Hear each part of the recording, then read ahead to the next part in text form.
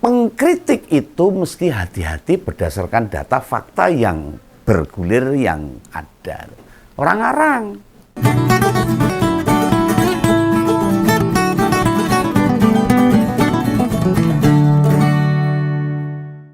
Halo, ketemu lagi dengan Om Begawan. Tetap di ngomongin politik ya. Waduh, ini saya dengerin Bung Rocky Gerung ini. Wah, ini filsafat ini bukan makin hati-hati loh. Sekarang kok malah kebablasan bikin cerita yang manas ke kuping. Nah, kemarin tuh dia dilaporkan ke polisi loh gara-gara pernyataannya yang menyebut jika Mase, tahu kan Mase itu wakil presiden terpilih itu tiap Sabtu itu katanya terima duit dari menteri-menteri. Nah, menteri-menteri itu menteri apa dulu? Menterinya kabinet Pak Jokowi atau menteri dalam catur. Nah, ini kebablasan ini. Nah, sebelum tak uraikan, tak ulas semuanya, aku perlu disclaimer dulu lah bahwa Om Begawan ini posisinya nggak bela sana sini loh, nggak bela Mase, nggak bela Rocky Gerung. Saya hanya akan mengulas dan mengomentari aja lah. Ya, sekali lagi nih, pengkritik itu mesti hati-hati berdasarkan data fakta yang bergulir yang ada. Orang ngarang, jangan. Nggak bebas bicara semaunya, sembarangan nggak boleh. Nah, meski Bung Rocky bilang itu baru dugaan katanya. Diduga. Ya kita bicara nggak boleh seenaknya. Gitu. Oh, mesti ada bukti, ada datanya, dan ada saksinya yang penting itu. Atau ada sesuatu yang bisa mendukung pernyataannya sehingga tidak terkesan ngawur. Lah sudah sebelumnya mau dijotosin sama Sylvester Matunina gara-gara doyel-yelan. Ini malah lepas kendali. Wah, jan ini. Om Begawan sih harapannya terhadap omongan begini ini, Mase ya jangan diem aja itu. Dia itu mau jadi wakil presiden, meneng wae. Ingat loh, si filsuf itu bicara di media TV, harus ada klarifikasi lah. Minimal wakil presiden terpilih itu ya ojo meneng wae. Nanti ndak terjadi friksi-friksi yang berkelanjutan, masyarakat jadi menduga-duga ya meneng wae jojo bener. Repot itu loh. Ya, mengapa begitu? Tuduhan ini gak main-main loh, serius. Di saat yang sama lagi banyak sorotan publik pada keluarga Pak Jokowi ini. Kita ngerti lah, keluarga istana itu sering banget menikmati tuduhan-tuduhan. Mereka seolah-olah berposisi sebagai pihak yang terzolimi. Ya karena memang banyak yang dilihat oleh masyarakat, disaksikan dan dirasakan oleh masyarakat. Macam-macam lah. Ada blok Medan, ada jet private dan sebagainya. Kan mestinya ada batas-batas tertentu, ada limit atau sejauh mana sebuah pernyataan dibiarkan atau direspon balik.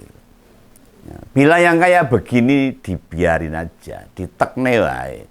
Ya jangan salahkan rakyat seperti Om Begawan ini. Punya kesimpulan pernyataan begitu itu. Ada tindakan pidana yang sudah terjadi. Ya mau jadi apa negeri ini? Bila para pemimpin negeri ini membiarkan informasi-informasi berseliweran tanpa disikapi dengan baik, ya jangan memanfaatkan sorotan tajam pihak lawan lah. Ini menjadi amunisi. Jelas itu tidak baik, tidak bijak. Cara mengcounternya juga mesti elegan, bukan dengan menuntut balik ke pengadilan. Oh, menuntut balik ke pengadilan jebule tenan malah balik lagi. Nah, yang patut disayangkan lontaran Bung Rocky ini nggak boleh diabaikan, sebab sifatnya tuduhan.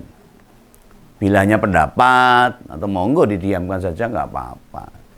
Seperti Om Begawan itu kan memberikan pendapat, opini dan sebagainya. Ngomongin aja lah, bukan menuduh. Oh, ini berat banget loh. Sekelas calon pemimpin ini jangan-jangan nggak mudeng.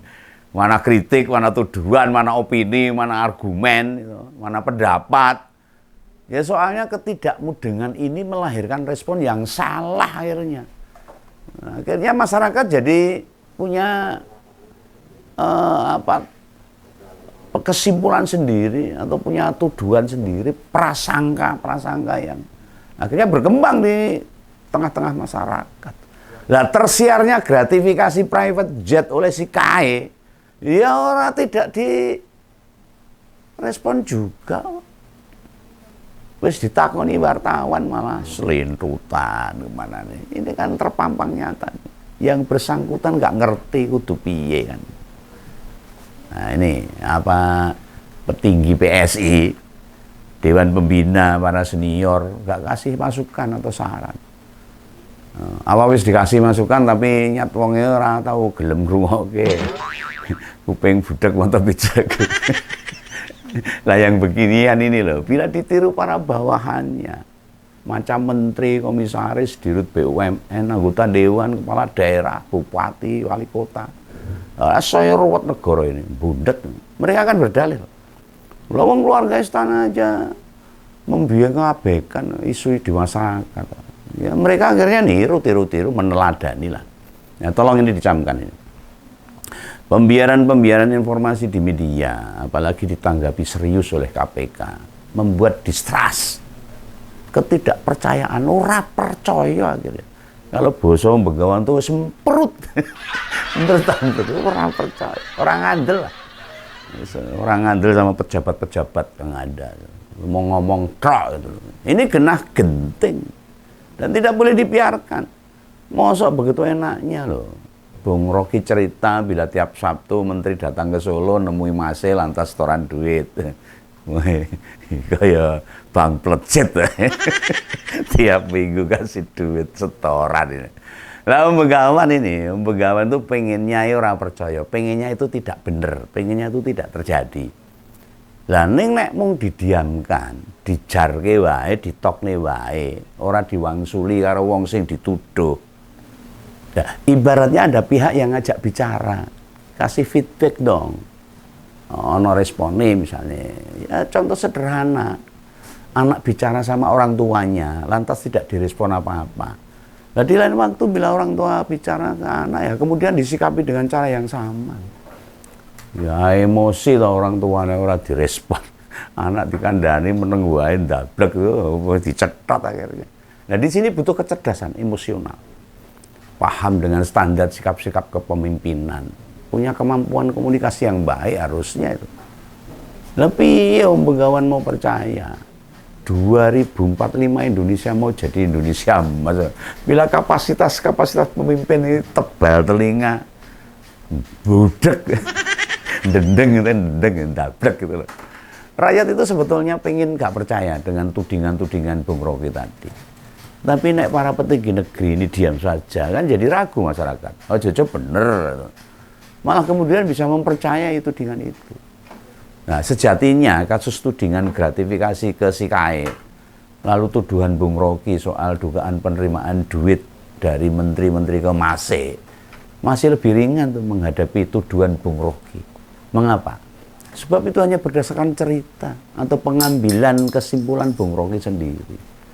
Nah, di tudingan si KAE, masalah gratifikasi, kan fotonya ada, rekam jejaknya private jet tercatat, ada bukti-bukti tertulis.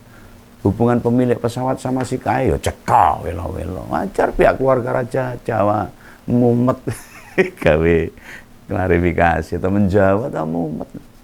Nah, sedangkan pada kasus tudingan Bung Rocky, bisa jadi itu asumsi. Ngerti toh asumsi itu apa? Asumsi itu dudu asuransi loh.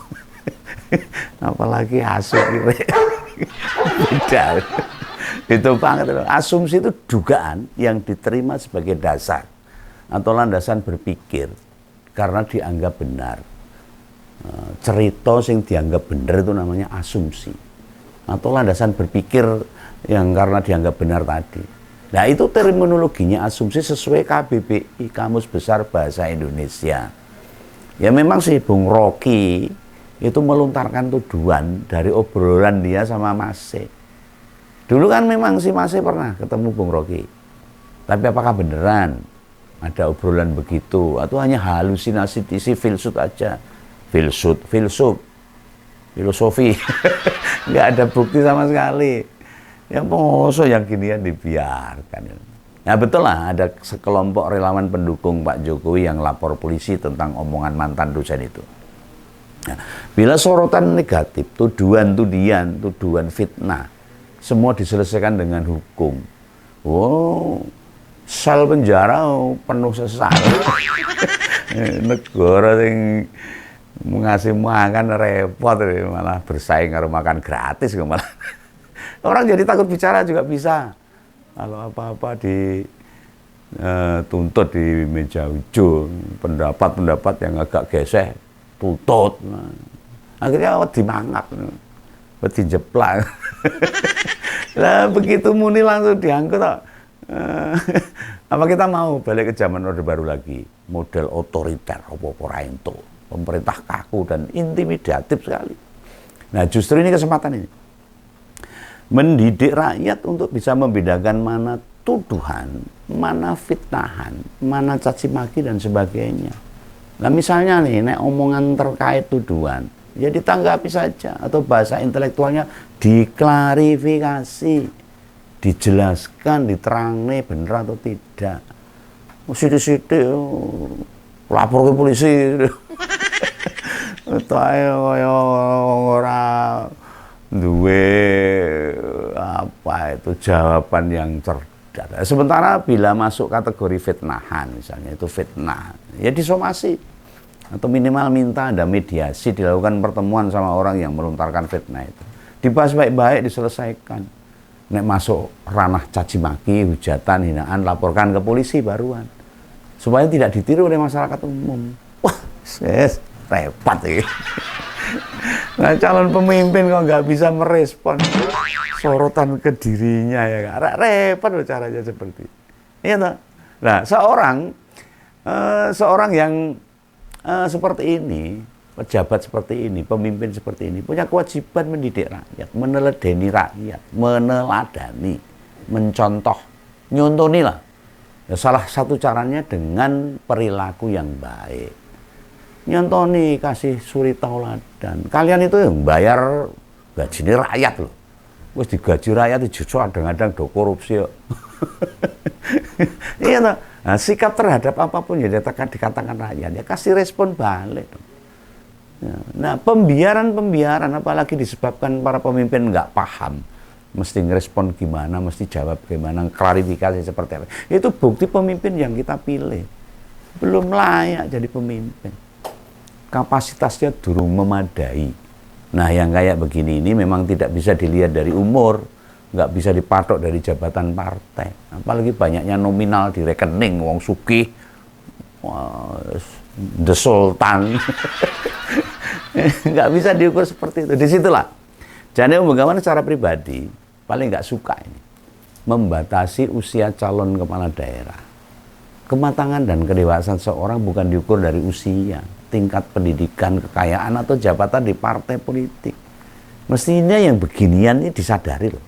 Lalu diterapkan tes psikologi, tes kemampuan kepemimpinan buat siapapun yang mau jadi kepala daerah. Anak muda kadang-kadang lebih dewasa, sing tua-tua kadang-kadang kayak anak-anak. Gimana 5 tahun mendatang? Nggak terancam runyam. Saat ada tuduhan-tuduhan serius dinengkewa, ditoknewa. Ini bukan berarti Begawan pesimis tahun 2045 kita bisa maju, bisa tercapai. Enggak begitu. Ibarat kita punya tujuan dan ada keberhasilan yang kecil dalam mencapai tujuan loh. Nah, contoh gampangnya gini loh. Kita pengen ke Dufan. Nek kerjaan aja nggak punya, orang nyambut gawe, orang di duit, ya kubur-kubur dalam mimpi mau ke Dufan ini. Apa nang Dufan kudu mimpi sih, atau berhalusinasi aja. Nah, bila kita punya pekerjaan, punya duit, punya gaji, ya mesti dirumuskan. Ke Dufan sama siapa, sangune piro, entake piro, butuhe piro, nabung bensasi kudu piro. Berangkat tanggal berapa, transportasi yang mau dipakai apa, baru bisa meyakinkan bahwa tujuan akan tercapai dan kita nonton ke Dufan. Ini mau gedabrus tak 2045, pengen Indonesia maju. Lah nek pemimpin menyikapi tuduhan yang ngawur saja bingung. Lantas bila ada bukti kesalahan yang dia lakukan, apa enggak nanti membabi buta itu? Begawan ya ngerti lah, yang ginian mungkin tidak didengar, enggak dianggap. Ora direken karo keluarga Raja Jawa ini. Tapi bagi Om Begawan ra masalah. Yang penting masyarakat banyak yang mendengar dan banyak yang paham. Orang penting. Lalu jauh lebih penting, ngompol ini mudah dicerna, mudah dipahami oleh masyarakat, mudah dimengerti penggemarnya, mendidik dan belajar bersama memahami politik. Itu jauh lebih punya dampak positif. Tinimbang sekedar menjatuhkan pemimpin negeri ini ngapain? Nah, makin cerdas rakyat memahami sebuah informasi, maka kesempatan calon pemimpin baik terpilih akan makin terbuka lebar.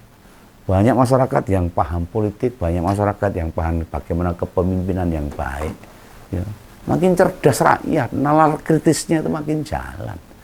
Maka orang-orang baik, orang-orang berkualitas yang terpilih jadi pemimpin masa depan, nek pimpinane kuwi apik, cerdas, kredibel, menguasai sesuatu masalah, otomatis kebijakan-kebijakannya ya mesti apik. Lah nek kebijakannya apik, membuat kesejahteraan rakyat jadi meningkat. Nek kesejahteraan rakyat meningkat, otomatis dosa ya pinter. Sekolahnya dhuwur-dhuwur, milih pimpinannya orang sembarang meneh. Ya makin hari kualitas pimpinan kita ya makin bagus. Itulah pentingnya. Itu ya, ini pesan untuk para pemimpin-pemimpin itu aja menang wae moto pucak keping gitu kok hancur negara ini. Kayak salam Begawan, salam Dadah.